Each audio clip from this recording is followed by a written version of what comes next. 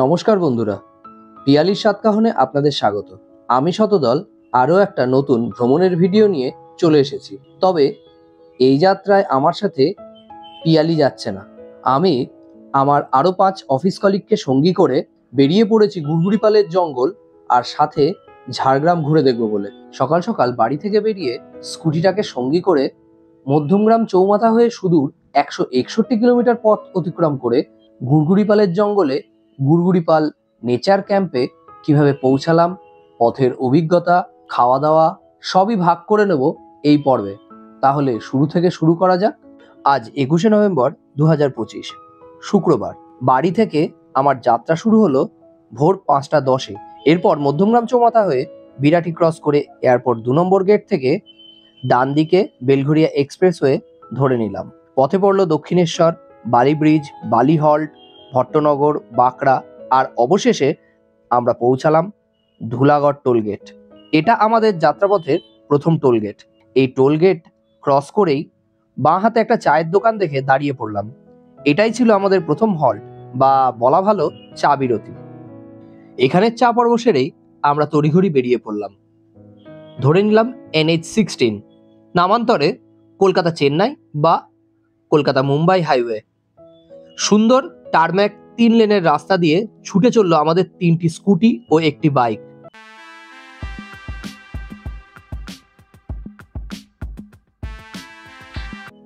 আমাদের প্ল্যান অনুযায়ী আমাদের টিফিন পর্ব সারার ইচ্ছা ছিল কোলাঘাটে।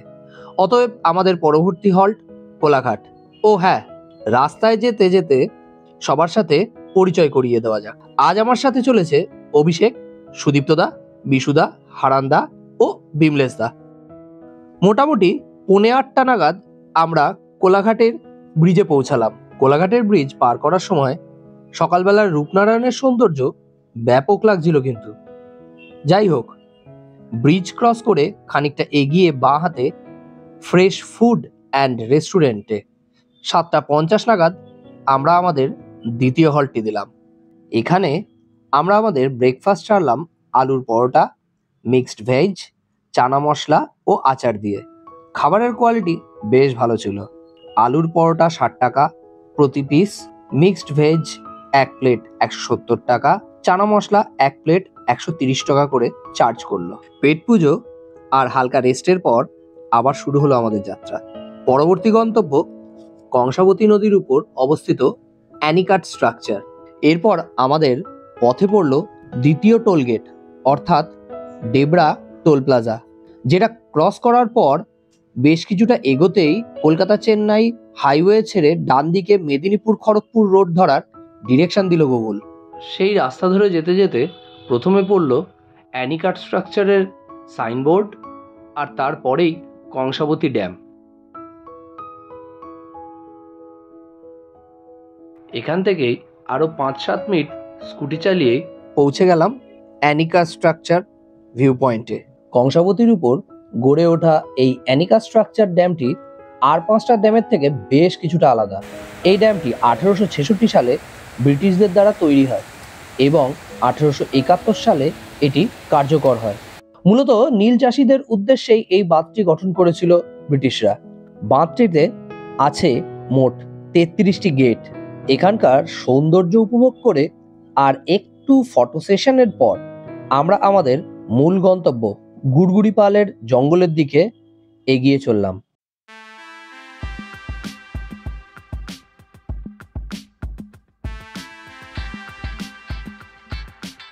এখান থেকে দূরত্ব ছিল 25 কিলোমিটার।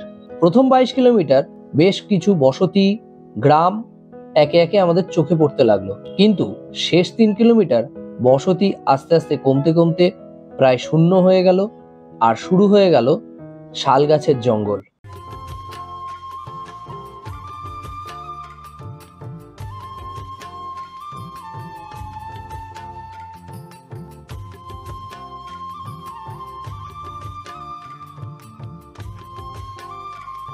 শেষমেশ 12:15 নাগাদ আমরা পৌঁছে গেলাম গুড়গুড়িপাল নেচার ক্যাম্পে। ক্যাম্পে ঢুকতেই সবার আগে ওয়েলকাম ড্রিঙ্কস হিসেবে পেলাম লেবুর শরবত। আমাদের প্রত্যেককে দেওয়া হলো ওয়েলকাম কিট। এর মধ্যে আছে একটা গামছা, বাঁশের তৈরি ব্রাশ, একটা সোপ, ট্যাবলেট, টুথপেস্ট আর একটা ব্যাচ। এই ক্যাম্পটি কিন্তু সম্পূর্ণরূপে প্লাস্টিক বর্জিত। ক্যাম্পটি জঙ্গলের মাঝে অবস্থিত হওয়ায় ক্যাম্পের চারপাশে এক অদ্ভুত নিস্তব্ধতা বিরাজ করছিল। শুধুমাত্র শোনা যায় পাখির আওয়াজ। চলুন এবার ক্যাম্পটিকে চারিদিক থেকে ঘুরিয়ে দেখাই। এটা হলো এই ক্যাম্পের খাবার জায়গা।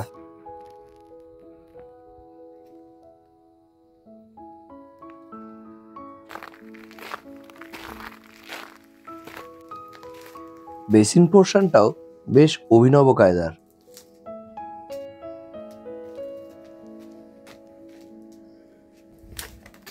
এটা হলো এই ক্যাম্পের রান্নাঘর।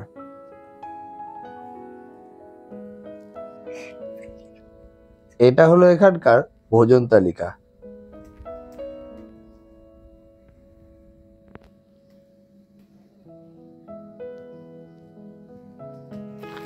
পাশে রয়েছে শালের জঙ্গল, আরাম করার জন্য দোলনা, এছাড়া রয়েছে খাটিয়া, টায়ার দিয়ে ঝোলার জন্য দোলনার মতো করা রয়েছে, আর ওপরে রোপ ওয়াক করা যাবে। আগে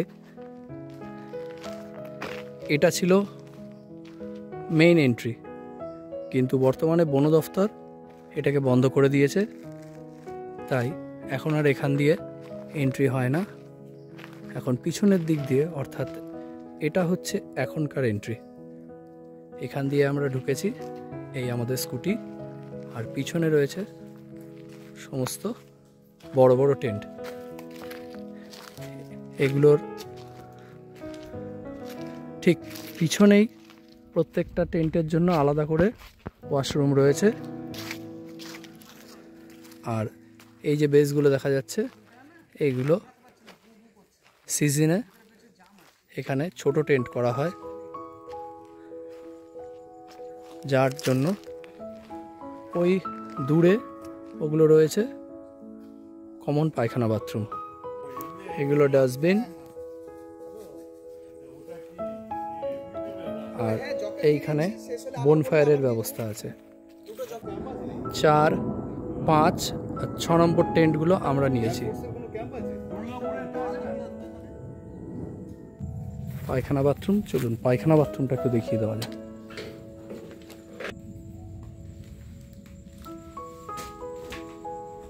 কলের ব্যবস্থা, বালতি, মগ, বেসিন, একটা আয়না, কমোড। এবার দেখে নেব টেন্টের ভিতরের পরিবেশ আর কি কি ব্যবস্থা রয়েছে আমাদের জন্য। রয়েছে দুটো বালিশ, দুটো ব্ল্যাঙ্কেট, ওপর দিকে এই যে জিনিসটা দেখছেন এটাতে আছে লাইট এবং ছোট ছোট দুটো ফ্যান ভেন্টিলেশনের জন্য। আর ডান দিকেই চোখ ঘোরাতে দেখতে পেলাম একটা কুলারের ব্যবস্থাও রয়েছে।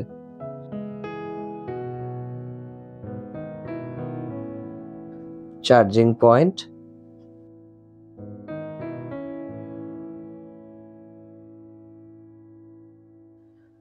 স্নান টান করে ফ্রেশ হয়ে খাবার তাঁবুতে আসতেই আমাদের দুপুরের খাবার চলে এলো। লাঞ্চে ছিল ভাত, ডাল, একটা পাঁচমিশালি সবজি, মাছের ঝোল, বেগুন ভাজা, সাথে স্যালাড।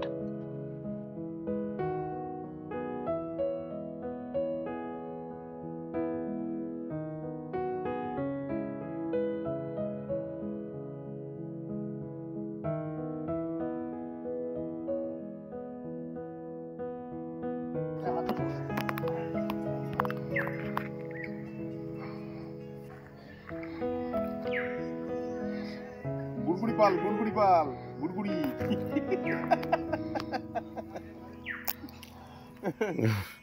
গুড়গুড়িরা সব গুড়গুড়ি পালে। এই যে সুদীপ্তদা, মাধুরী বললো, সুদীপ্তদা মাধুরী বললো। আমাদের এজেড সিনিয়র দাদা, হ্যাঁ, হেভি এনার্জেটিক। লাঞ্চের পর একটু রেস্ট নিয়ে আমরা সবাই পায়ে পায়ে বেরিয়ে পড়লাম গুড়গুড়িপালের জঙ্গলের এই দিকের পোর্শনটা একটু ঘুরে দেখব বলে।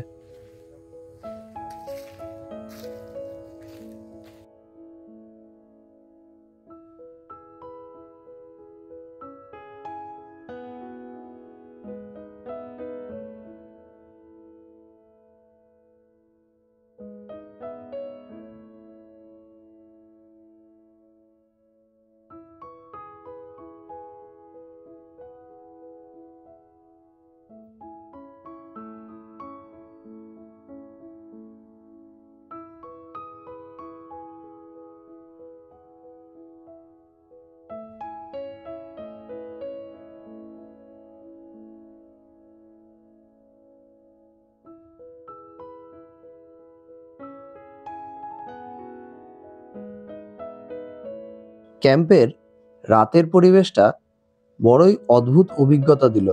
একদিকে যেমন মারাত্মক নিস্তব্ধতা, অপরদিকে হালকা ঝিঝি পোকার ডাক, আর একটা নির্দিষ্ট সময় অন্তর অন্তর শেয়ালের ডাক ভেসে আসছিল।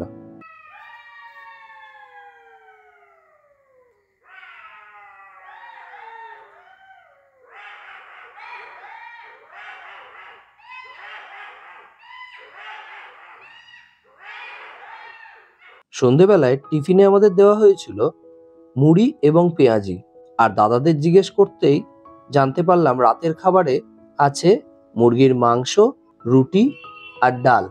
কোলাঘাট থেকে আসার সময় ভেটকি মাছ কিনে এনেছিলাম। বিশুদা সেই ভেটকি মাছেরই ফিশ ফিঙ্গার বানানোর প্রস্তুতিতে লেগে গেছে।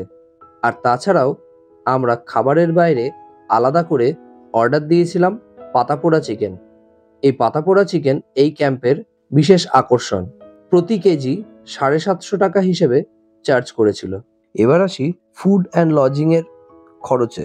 বড় টেন্ট বা কটেজ টেন্টে পার পার্সন খাওয়া দাওয়া নিয়ে 1650, আর ছোট টেন্ট বা ক্যাম্পিং টেন্টগুলিতে পার পার্সন খাওয়া দাওয়া নিয়ে 1500 টাকা। এই ক্যাম্পের যোগাযোগের ফোন নাম্বার স্ক্রিনে এবং ডেসক্রিপশন বক্সে দিয়ে দিলাম। গুড়গুড়িপালের ঘোরার ভিডিওটা এই পর্যন্তই।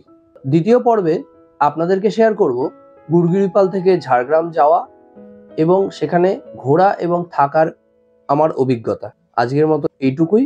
নমস্কার।